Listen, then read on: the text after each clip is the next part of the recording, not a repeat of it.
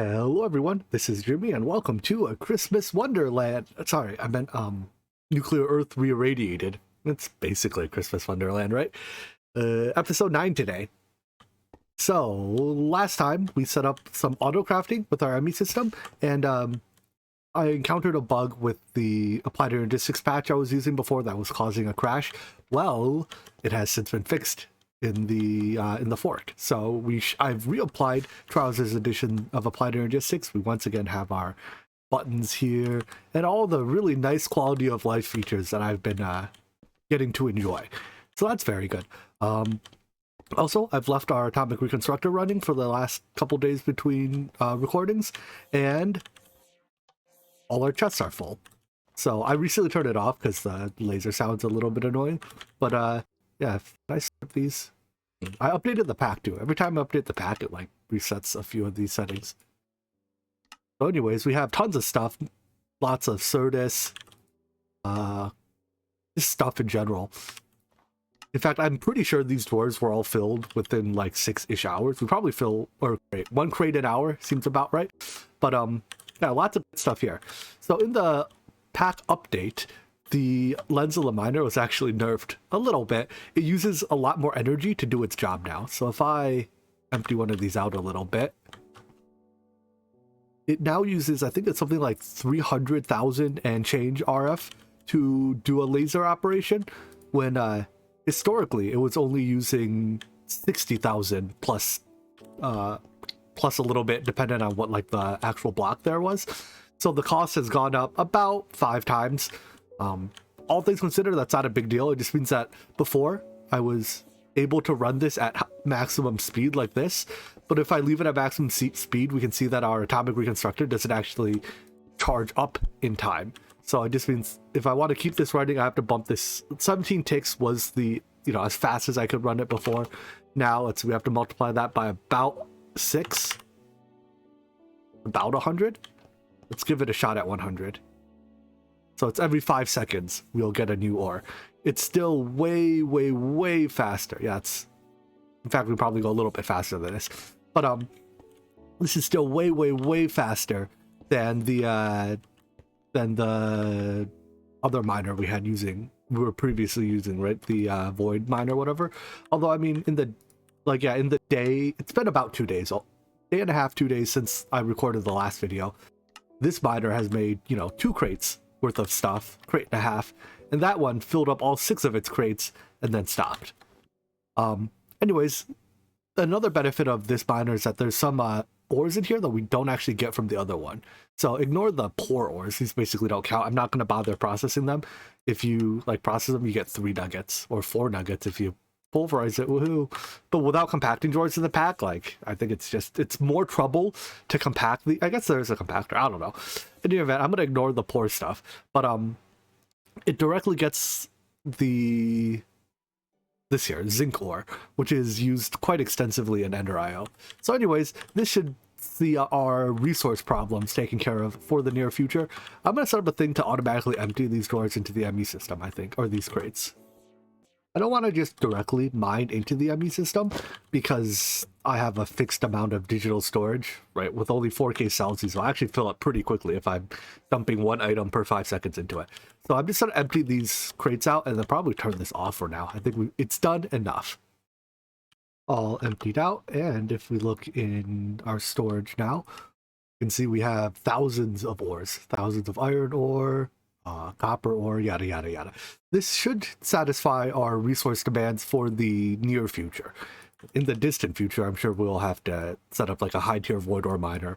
But for now, I think we can basically ignore resource costs.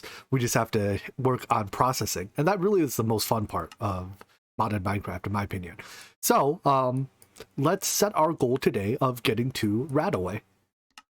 Radaway here then fundamentally requires us to make platings, which is starting with graph lead. All right, so I lose all my pins when I update you. It's a little annoying, but graph lead ingot. For this, we need a blast furnace of at least 2,000 heat to process lead with graphite, and graphite is processed from, I believe it's centrifuging coal dust. Yeah, gets us graphite dust. I don't think I've showed this feature yet. This is one of the features of Prototype Browser's Applied Energistics fork. It adds, when you are in processing mode for patterns, adds these buttons, the divide by 2 and times 2 buttons, also a plus and minus, but are plus and multiply by 3. But basically this just multiplies a recipe. So I prefer to have my recipes be slightly bulky. That just causes them to be able to, you're less reliant on the push speed of the ME system for recipe processing. So now this goes into the grinder. Apparently, don't have one hooked up yet. Another nice feature that was just added to Pants 82 is when you search an item, it actually highlights, not only does it limit it to which molecular assembler you're looking at, right, it filters the other ones out, it actually highlights the items that match it. This will probably be more useful for, you know, when everything is all full up, right, and we're looking for something like everything that uses a circuit, because we intend to upgrade our recipes from these basic circuits to the circuits from Mekanism, because these two Mekanism circuits are cheaper, and maybe they're not cheaper, but they can definitely be made faster than these two circuits. So now when we search circuit, not only does it filter down to which molecular assemblers, but it highlights the things for us. Again, just almost every feature in Browser's edition of Applied Energistics is quality of life. There's like one gameplay affecting feature, and everything else just makes it so much easier to use Applied Energistics. I adore it. For the blast furnace that I need to make craft lead out of, I prefer to separate the machines I use for automation and the machines I use manually. So those machines over there, none of those will end up hooked up to automation. Every now and then I'll still want to process stuff by hand, and I'll leave those machines there for that. For this then, I'll build a whole nother blast furnace for automation purposes. And I think I almost want to put the input on, or put the controller on this side. Makes it a little bit easier to plug in, right? Yeah, that'll work. And then dump the lava inside. So this is all reinforced casings. We need at least 2000 degrees.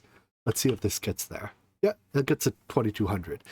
What we can do though, because this is probably the last blast furnace I'll make, at least for the foreseeable future, let's try to get it all the way up to 3000 to be able to cook tungsten steel. I believe that's the highest temperature. Oh no, ESA even hotter than that. All right, well, let's see how high it gets if we dunk some Canthal and nichrome heating coils into it. So this just requires all stuff we have. We do have to make some chrome. Chrome is made by processing this chrome dust. I believe we could just smelt it, or no, we can blast furnace it. But chrome dust is made from electrolyzing rubies. I believe that's the only way. Yeah. So I've taken all the ruby ore, mined it with my pickaxe because I wanted the EXP for it, and I have a whole lot of ruby dust to process. Ruby is used in relatively small quantities, if memory serves me right, so I'm not too worried about having to, you know, trying to automate this process. But it's a pretty bad ratio as well. I think every 9 ruby gives us 1 chrome. This is a case where this miner is actually better. This miner produces a lot more ruby ore than the lens of the miner does. It's important to have multiple different systems to cover each other's weaknesses, I guess. Anyways, that gives us chrome, also gives us aluminum. May as well smelt that. But hey look, task complete. You're hot enough to smelt chrome, right? There we go. I'm not actually sure if these coils are of different tiers. Well, I know they're of different tiers. I don't know which one is the higher tier. And I don't know if you need the lower tier one to make the higher tier one. But let's just make a handful of each, and we can find out what we need or don't need. So that's 12 of each coil. I figure that'll let us do 3. I think you can put up to 4 into each blast furnace. So that'll do, yeah, 3 blast furnaces worth. And I guess this was a 2200 heat furnace before, right? So this furnace is up to 2700. And then, or was this one the 2200? No, that one must have been lower than 2200. Let's see, we start at 2200, but 4 of each coil in, 3200. Was that, do we have recipes that were higher than 32? 3250. So I have to replace at least one casing with there's one tier higher casing to get to do this recipe. But we can do every other one in this blast furnace. With the blast furnace and associated infrastructure in place, I can now request hot graphite ingots. In the long run, I'm not going to keep hot ingots as a recipe in the ME system, just because there's no reason to. Hot ingots only exist to be cooled. So the next step then is to vacuum freezer it, and then I'll set up a little thing where I can request where the ME system doesn't have to necessarily know that hot ingots become the regular ingot. Like we get to save this recipe step. It produces crafting tree depth. It's about the only advantage, but it'll automatically take any hot ingots and turn them into regular ingots. But first of all, we have to actually make the vacuum freezer. Also, does that craft finish? Here we go. 10 hot ingots. Do these burn? Nope. Very nice. All right, so let's drop this recipe in. And I adore how simple auto crafting is. It's just a matter of, you know, drop in a few recipes, put them in here, and hit the go button. It might not know how to make this. Oh, it doesn't know how steel plate of all plates. I thought it would know this one, but I already have them in stock. Still, registering plate recipes is a one-time thing. So, steel plates. Made like that. Plate, vendor. Also duplicate. I registered these last episode when I didn't have the ×2 button. So it's a lot more work when you don't have the ×2 button to do ×2 the recipe. Anyways, one vacuum freezer coming right up, and I believe the vacuum freezer does require a multi-block as well. And in 3, 2, 1, done. Oh, I was half a second off. Yeah, it does require a multi-block, and the entire multi-block is underneath it by the looks of things. I believe it's just 9 of these reinforced casings to form the multi-block. It seems to like it. Then we can plug that in, give it its overclockers. Now what I'm going to do is set this up such that we put an ME interface, click the hide button, and then I'm used to 4 being my wireless terminal keybind, so oftentimes I just 4 right click to try to open my wireless terminal. I noticeably do not have a wireless terminal right now. Grab hot ingots. Oh look, that was a task. Put them here as a auto stocked item, and then we can just configure slots. U left side auto input filtered, and then oopsies. Figure slots U auto output. So any graph or any hot ingots we get will automatically get vacuum freezered. Now this setting up this way does mean that whenever I get a hot ingot, I have to add it to one of these slots here to make them auto stock in the interface.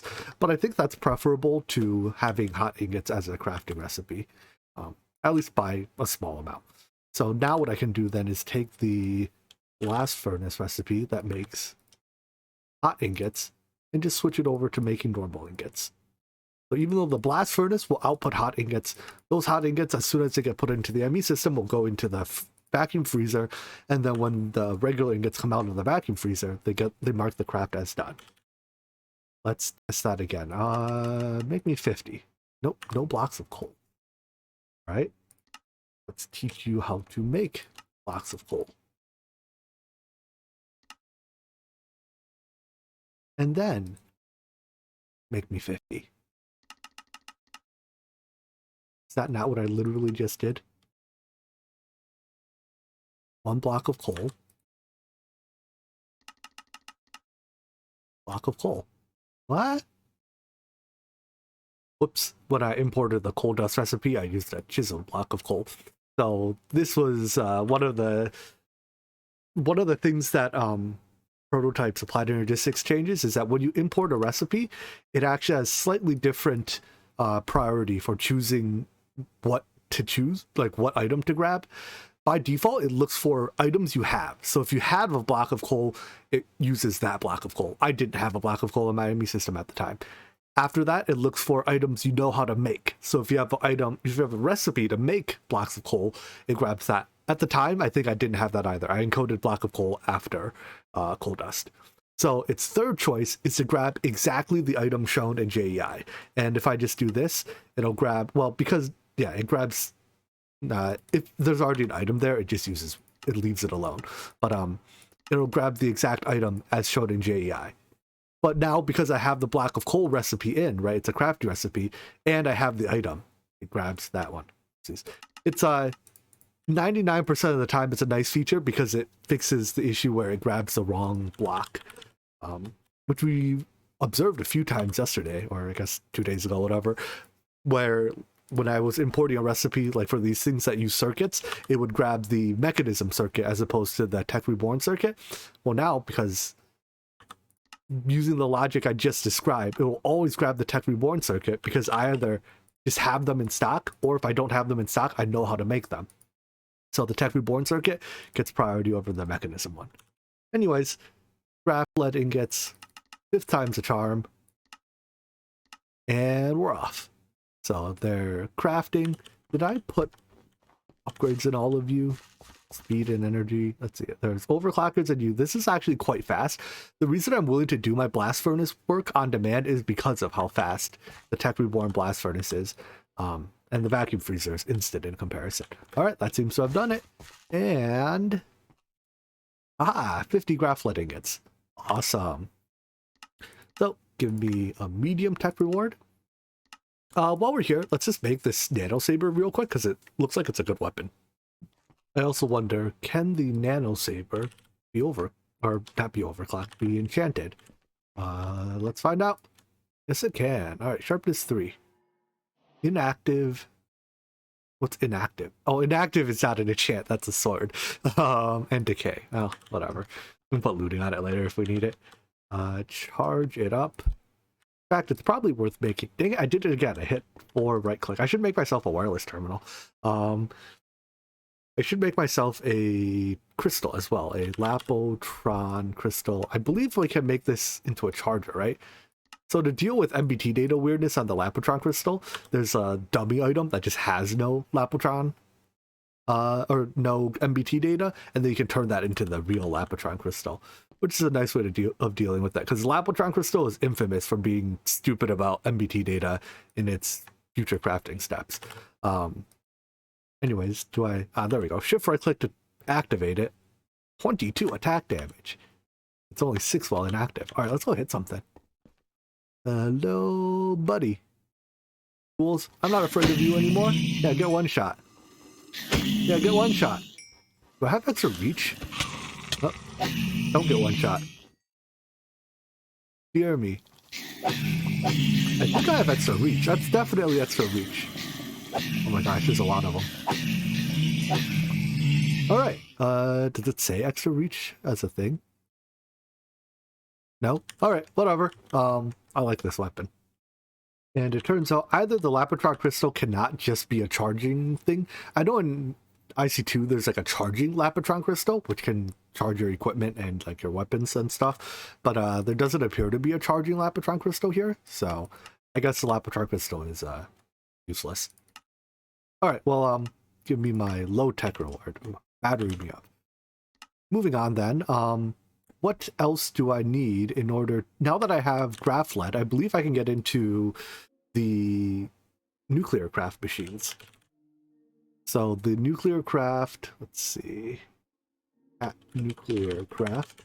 Actually, let's look at the quest line. Nuclearcraft quests. We started here. I want to make a manufactory. This is one of the first things you make in Nuclearcraft that requires basic plating, and that's just plate bending a graph lead ingot. Or pressurizing it, yeah. So let's make ourselves a manufactory.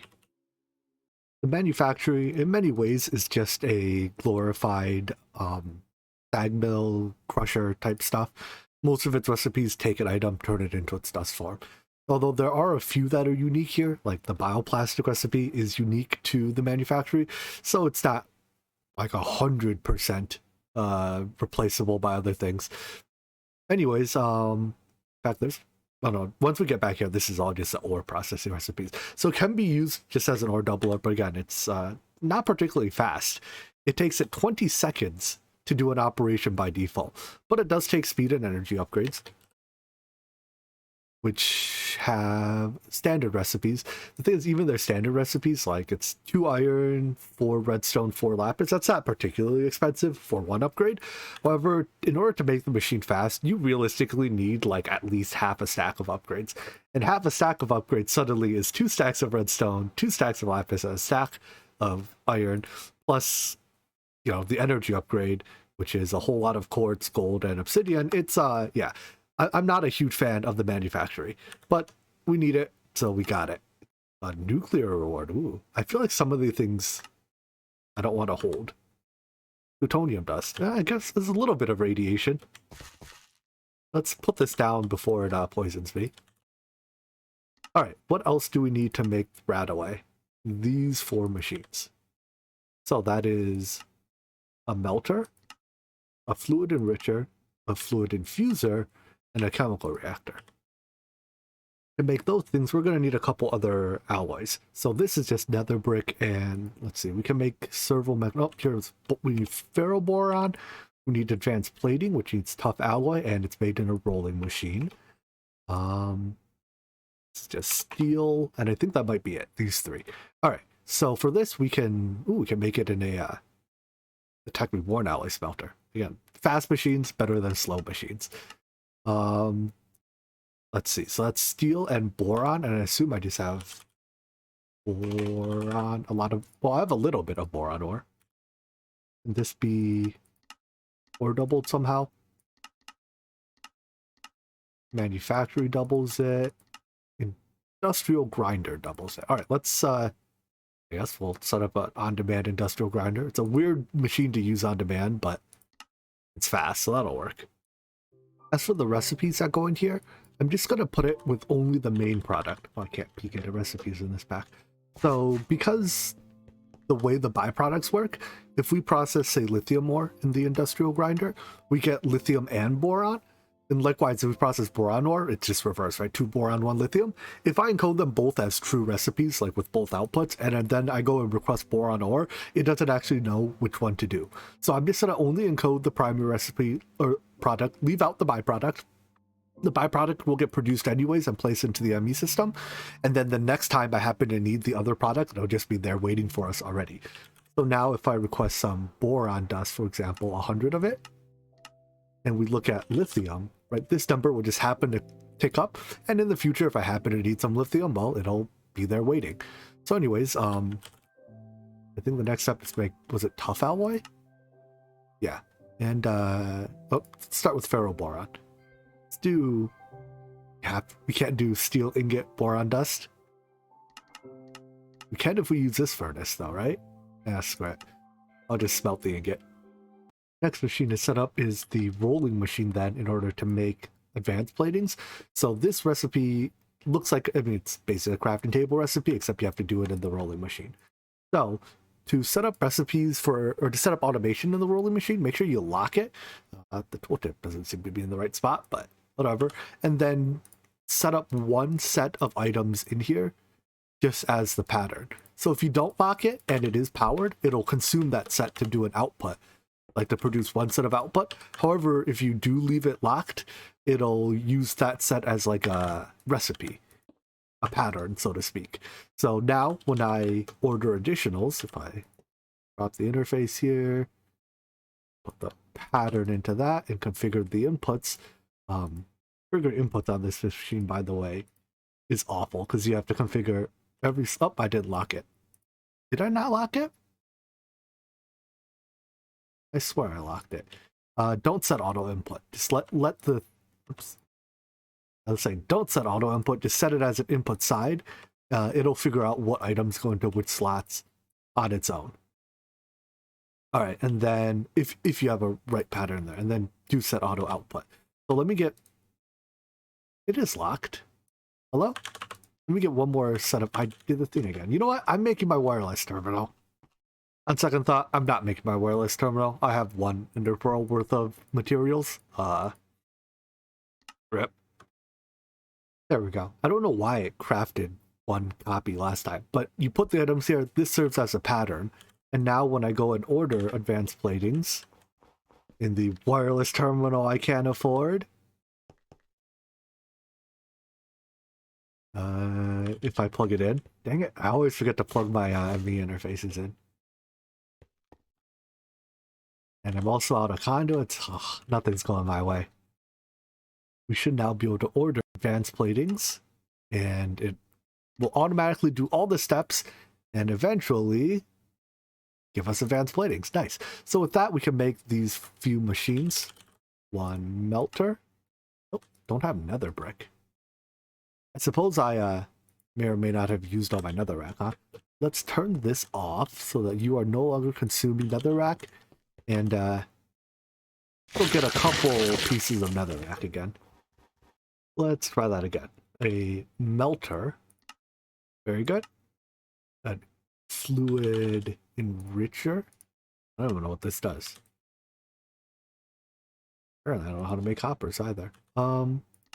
And does this recipe actually work? This recipe only sometimes works when it shows up, and I don't know why. I think it's the way EnderIO registers that recipe is weird.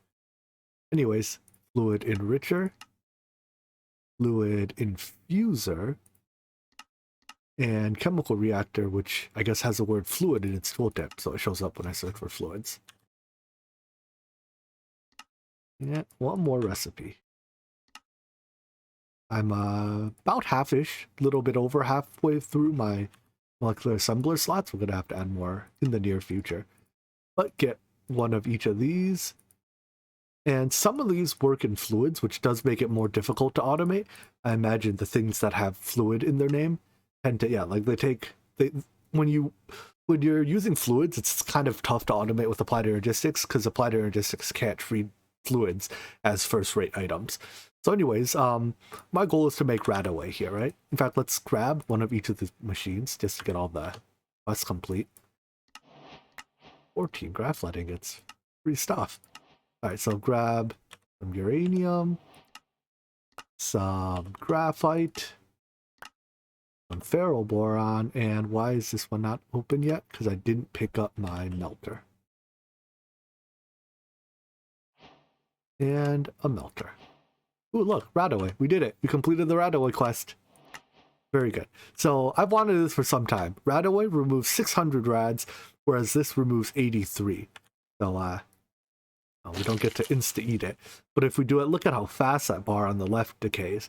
This will allow us to really be able to like chill in the nether or explore those highly radioactive areas. Great. To make the Radaway, we need Radaway fluid, and that ultimately starts with ethanol. So we already have a fermenter here that's turning sugarcane into ethanol. Let's just tap off of that. If I drop this tank here, I think that should fill up with ethanol. And then I can just put a fluid storage bus on it. Where do I have data? My ME cable's down here. So if I run it along here, yeah, we can make it work. It'll be a little bit of a little bit ugly, but we can get it to here. And then run it under the ground, maybe. Weirdly, I noticed that fluid terminals are disabled in this pack. Not sure why. Not sure if oversight or something, but the ME fluid terminal, it's not actually required to do fluid stuff in applied energistics. In fact, I almost never use it, but whatever. So anyways, what we have to do is take that ethanol, we'll transport it via the ME system to let's see, step one is to take ethanol, add glowing mushrooms to it, I believe, in a fluid enricher. All right, so a fluid enricher, it gets its fluids from here. Can you auto pull up input from top? No, you cannot auto pull. Okay. In that case, I'll just set it up using conduits. So we take ethanol, jam it in here. We take mushrooms, jam it into here, and I'll add some upgrades later. But this is what I'm setting up is a passive processing line that'll just spit out Radaways. What is RadX? Increase rad resistance. That 25 is a lot of rad resistance, I think. And then I think the slow acting version is just worse. Like, it's the same amount, right? But it's at a slower rate. I don't know. Anyways, this eventually makes Radaway fluid. Then Radaway fluid needs to go into a fluid infuser with bioplastic. All right. So let's see. Fluid infuse. Well, let's go get a fluid infuser. Quick detour as well. I want to attach all of our garden closures so far to our ME system. So for that, I'm going to take a item interface here from Actual Additions, connect it to our laser network. That's been part of our garden closures here so far. And this laser now sees all the attached drawers as one inventory, which means if I just slap a storage bus onto this, set you to be high priority. Generally, dedicated type storage, you want high priority, so it withdraws from it last and inserts into it. Well, I don't want to insert into it first. Here, if we partition it and set it as high priority, that'll work. So it'll only insert the partition item. Well, but then it doesn't even differentiate what item goes into which drawer. You know what? Here, we will set you to extract only. There we go. So you're an extract only thing, but this can grab either of these items that we see. I guess if I get a few more lasers, I can hook up the rest of the things. But for now, I just see the sugarcane, because the sugarcane is what makes bioplastic. So head back over here. All right, so we have this fluid needs to work its way into a fluid infuser. But first, let's set up the manufactory that's going to be making bioplastic. We're going to need a lot of bioplastic all over the place, I think. So if I get this, and then I wish I had a terminal. A thing of sugarcane. I can configure this manufacturer to just be an always-on passive producer of sugarcane. Plug that in. Get good old item conduits. I do need to actually do something about my ender pearl shortage soon, because my one ender pearl now makes... Oh, I guess now that I have the Nuclearcraft alloy smelter, I can use it as 4 ender pearls for purposes of making conduits. One ender pearl makes 24 conduits. So the one item I will not like if I run out of our item conduits. Anyways, this will make bioplastic, and then yeah, may as well just stash that away in a drawer. There's plenty of uses for it. Drawers aren't real, they can't hurt you. There's no drawers in this pack, I keep forgetting that. So what do I want to do this? We can put another item conduit here, insert on blue, extract on blue. We can't lock these yet. Someone told me that with the configurator tool from Mekanism, you can lock it, but I don't. I literally cannot make that yet. So we'll instead partition the bus. Partition the bus, which will effectively lock the drawer to the item. So there we go. Now we have passive production of bioplastic. I just need that bioplastic inserted into here. Let's get another interface. Kinda messy here. Whatever, that works. These interfaces that are just passively providing items to automation, I like to hit the hide button just so I don't have to like see them on my interface terminal. All right, to have a wrench, disconnect that. You extract, insert this item. And that should insert that, and then I just have to get the fluid. And because I'm using basic fluid conduits, because I don't have better ones yet, there we go. I can't use the same connection point because you can only put one fluid per basic fluid conduit. But this will make Radaway for us.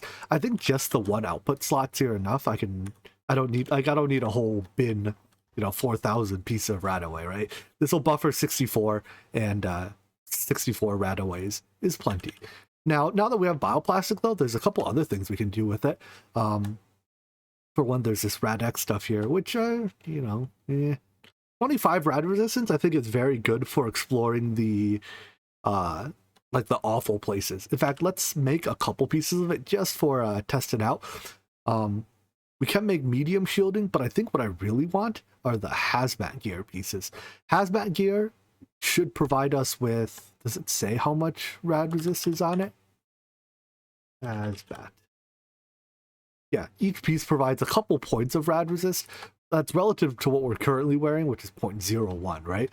So if I think make like one piece of it, we can, as long as it's not the chest piece, right? Because that obviously overlaps with the jetpack. Let's like make the hazmat leggings and see how much that exactly protects us from the environment. So for the time being, go away, fluid conduit.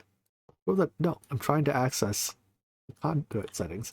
For the time being, actually just don't provide that. I need a little bit of bioplastic to make hazmat legs.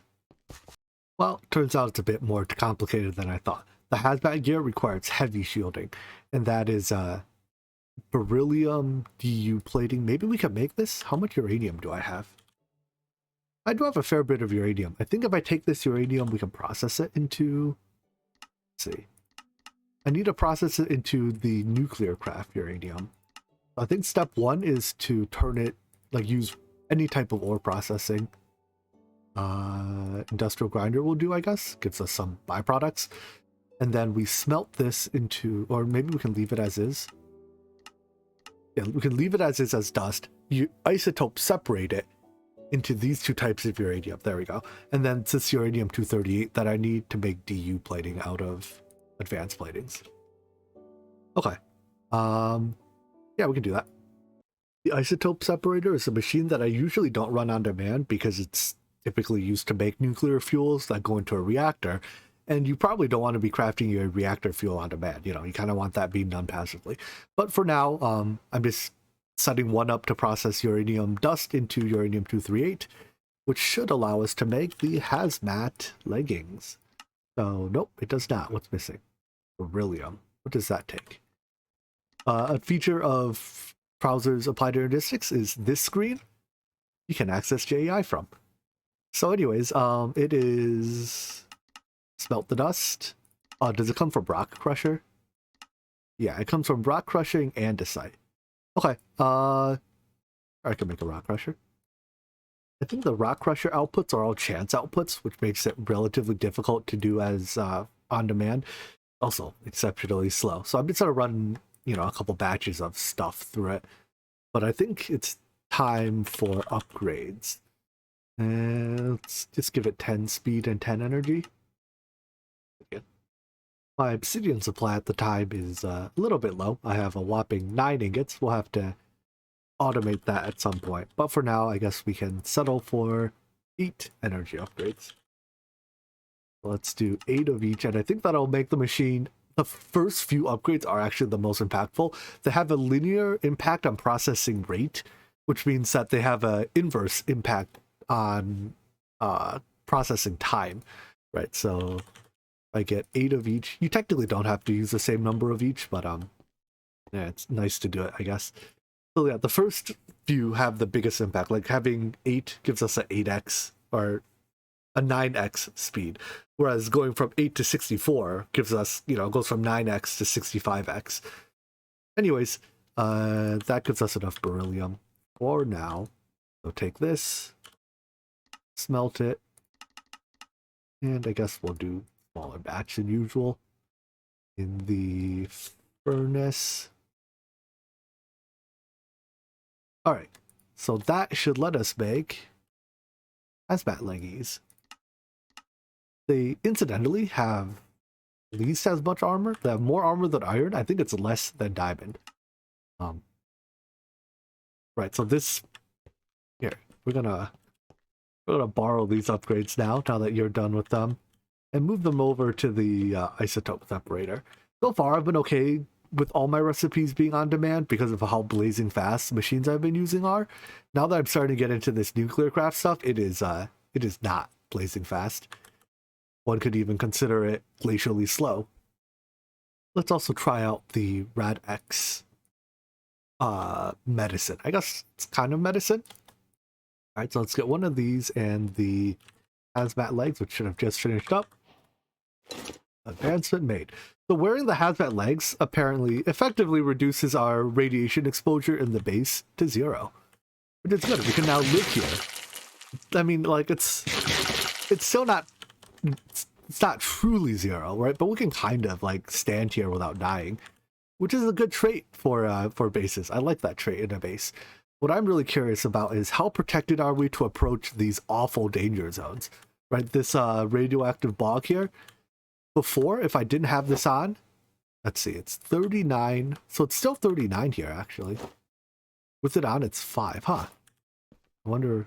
Oh, wait, here we go. Okay, so now it's going up. At this point, I would not want to be here without the leggings. With it on, 50 is bearable. As we get closer... this is now unpleasant. So let's eat our medicine. Ooh, with our medicine, it is still unpleasant, but it's just that. It's no longer, you know, deadly.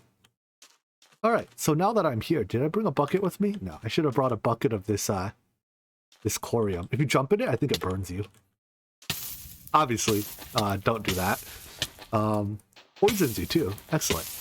All kinds of good stuff. But while I'm here, let's grab some death dirt. All right, how long am I going to be on fire for?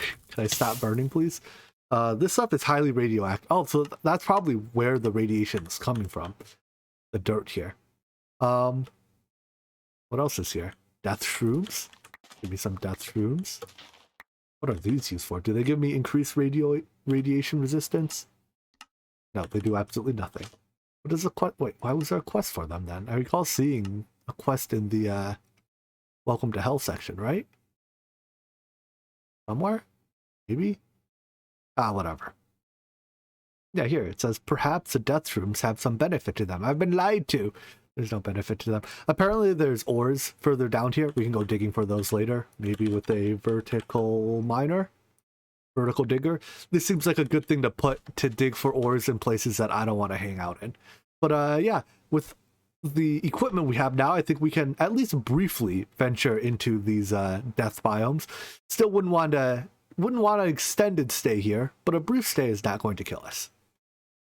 And back home with our Rad-X active, we're down to 323 micro rads a tick. So yeah, we've now tamed the wilds. I mean, kind of. There's like a little asterisk there. But we're not going to die standing at our own base. I don't have to rely on chugging down rado rolls anymore. I think that is a good milestone. So with that out of the way, we are now with the ability to live on the planet we are on. I think we'll wrap up for the day. We'll continue from here next time and see what other technology has for us as we start getting into the higher tiers of technology and maybe even exploring the death bogs or whatever the heck that was called. So I hope you guys enjoyed this video and I hope to see you in the next one. Take care. Bye-bye.